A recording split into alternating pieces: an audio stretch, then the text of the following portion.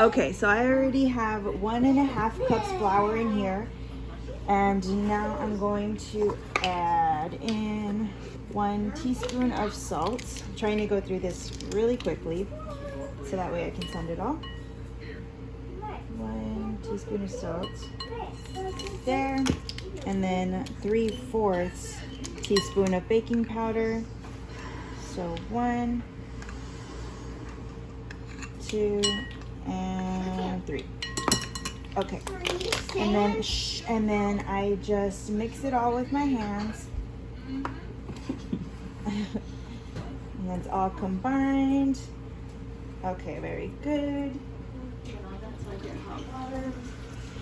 And I already have the 1/4, no, come over here. 1/4 vegetable shortening, whatever. It doesn't matter what kind of shortening or manteca, but this is the kind that I use.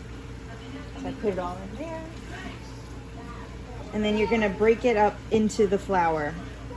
So you just kind of like pinch it and, you know, break it up and stuff. The reason I turned on the faucet is because I just use the hot water from there because it gets hot enough so that way I don't have to waste time boiling water and everything too. Because I don't feel it's really necessary. It'll work without it. So let's see here. Okay. It looks nice and crumbly like that. Can you see it? Okay. That's pretty good. And then I get my 1/2 cup. Get the hot water. And just pour it on it. And then I get from the dry side and kind of try to like tuck it in there so you're not dipping your hand right in the wet stuff. And just mix it around. You do that different than I do. Really? Mm-hmm. I just go straight in the middle. It's called technique, baby.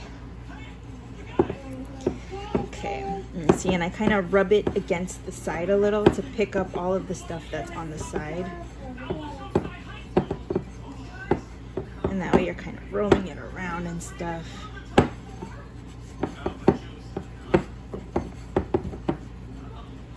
There we go.